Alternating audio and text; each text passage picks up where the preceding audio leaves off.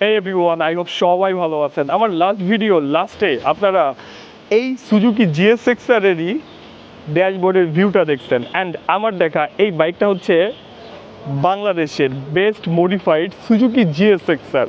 হ্যাঁ, আমরা কিন্তু অনেক R15 মডিফাইড দেখছি, অনেক বেস্ট টাইপের, আবার অনেক টাইপের ভিডিও দেখছি যেই ভিডিওতে উল্লেখ করা যে 11 লাখ টাকার মডিফিকেশন, 12 লাখ টাকার মডিফিকেশন। অ্যান্ড যদি আমি এই সুজুকি জিএসএক্সআরটার আপডেট আপনাদেরকে শেয়ার করি, আমি এটার প্রাইস নিয়ে কিছু বলবো না, তবে 10-12 লাখ টাকার কোনো অংশে কম না কিন্তু এই সুজুকি জিএসএক্সআরটা।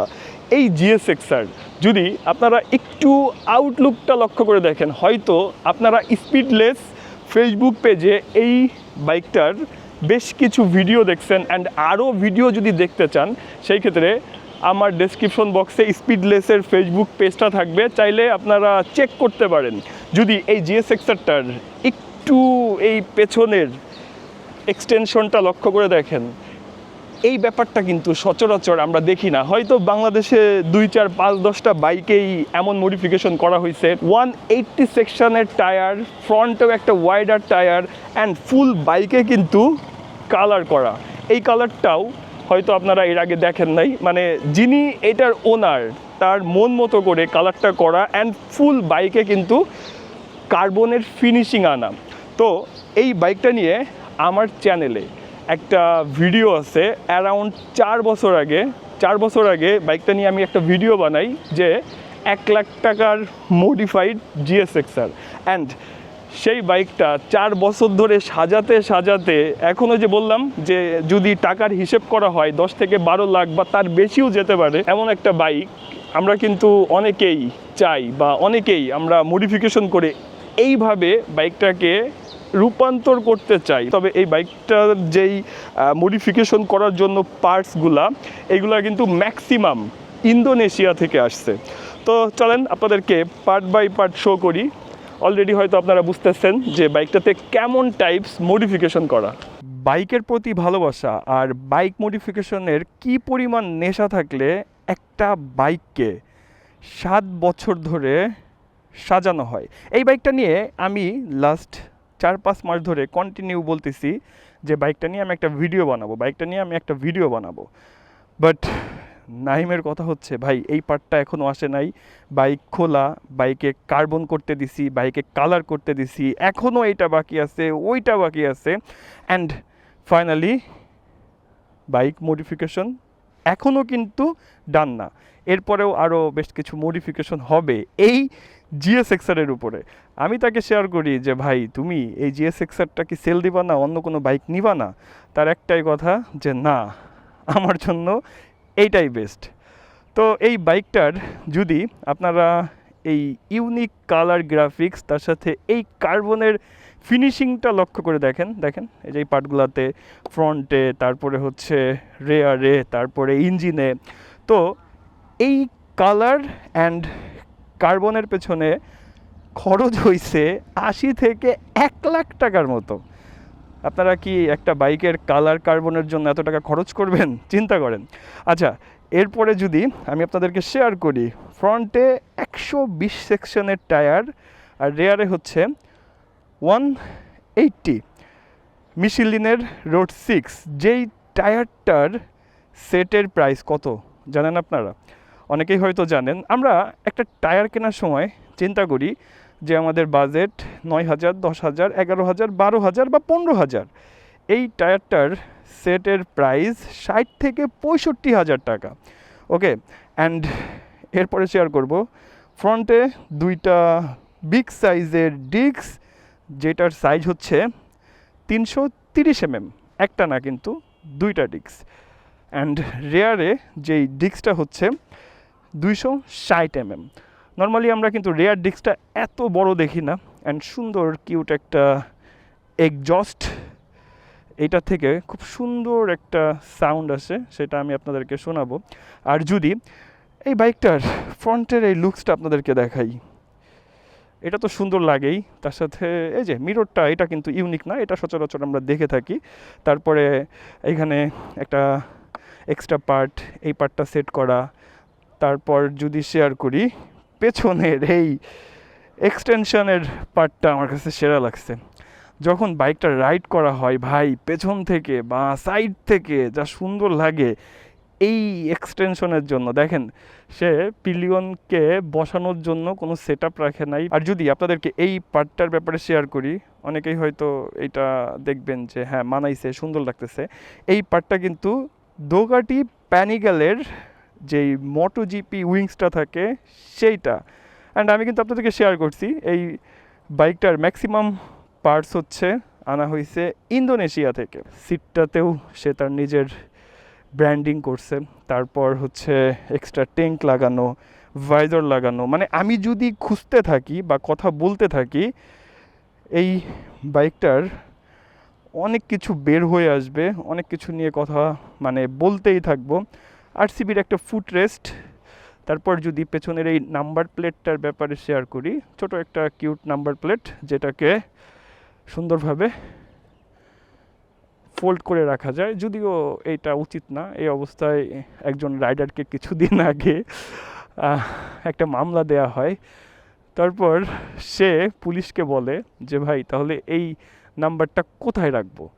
পুলিশ তাকে বলে যে এইটা আপনি আপনার প্যান্টের মধ্যে ঢুকাই রাখেন। যাই হোক, এর পরের কাহিনীটা হয়তো সবাই দেখছেন, ভিডিওটা ভাইরাল হয়। তো এই নাম্বার প্লেটের জন্য কিন্তু মামলা খাওয়ার একটা চান্স আছে। আর পেছনের এই যে টেল ল্যাম্পটা দেখতেছেন, এটা কিন্তু 1000 সিসির ওয়াইএসএস এর সাসপেনশন। মানে এই সাসপেনশনটার মাধ্যমে কিন্তু প্রয়োজন মতো এটাকে উঁচু নিচু মানে অ্যাডজাস্ট করা যায়। ইঞ্জিনের উপরে যে একটা কার্বনের গার্ড, ব্লু একটা ক্যাপ, তো বাইকের সাথে অনেক কিছু চিন্তা করে বা ম্যাচ করে করে কিন্তু নাটগুলা, তারপরে হচ্ছে ক্যালিপার, তারপর এই যে মাস্টার সিলিন্ডার, তো এইগুলাকে মডিফিকেশন করা হয়েছে। অ্যান্ড আপনাদেরকে আরও একটা ইনফরমেশন দিই, সেটা হচ্ছে ফ্রন্টের এই ব্রেকটা কিন্তু এখন 4 পিস্টন ক্যালিপার। আর যদি এই পার্টটা দেখেন, এই পার্টটা দিয়ে হাওয়া বের হয়, মানে ক্যালিপার যখন গরম হয় তখন এটার মাধ্যমে হাওয়াটা পাস করে ওইটাকে ঠান্ডা করার জন্য। 4 পিস্টন ক্যালিপার করার জন্য এই বটম শকটাও কিন্তু ইনস্টল করতে হয়। এই যে গোল্ডেন টিউবটা, এটা কিন্তু 1000 সিসির, অ্যান্ড এইটাও এক্সট্রা করে সেট করা। এই বাইকটাতে যত নাট ইউজ করা হয়েছে সব নাটগুলা কিন্তু টাইটেনিয়াম, একদম ফ্রন্ট থেকে রেয়ার পর্যন্ত। এই মাস্টার সিলিন্ডারটা কিন্তু হেলের। তারপর যদি আপনাদেরকে এই ব্রেক ক্যালিপারটার ব্যাপারে শেয়ার করি, এটা হচ্ছে নিশেলিনের। বাইকটার কিন্তু হ্যান্ডেল, তারপরে ক্রাউন, এখানে সুইচ, ভোল্ট মিটার, এক্সট্রা একটা display, steering damper, quick throttle, and আর কি যে আছে আরও একটু ভালো করে দেখতে হবে। চলেন তাহলে এই সুজুকি জিএসএক্সআরটা এখন একটু রাইড করা যাক। তবে আপনাদেরকে একটা ব্যাপার শেয়ার করি, এই জিএসএক্সআরে কিন্তু ইঞ্জিনে কোনো রকমের কোনো মডিফিকেশন করা হয় নাই, না রেসিং কয়েল, না বিগ বোর্ড। তারপরও যতটুকু জানতে পারছি এই বাইকটা থেকে 160 থেকে 170 পর্যন্ত উঠবে। ওকে, এখানে সুন্দর একটা স্মার্ট ডিসপ্লে, যেটাকেও কিন্তু নতুন করে ইনস্টল করা হয়েছে। এখানে একটা কেবল, তো এটা হচ্ছে নিচ থেকে আসছে।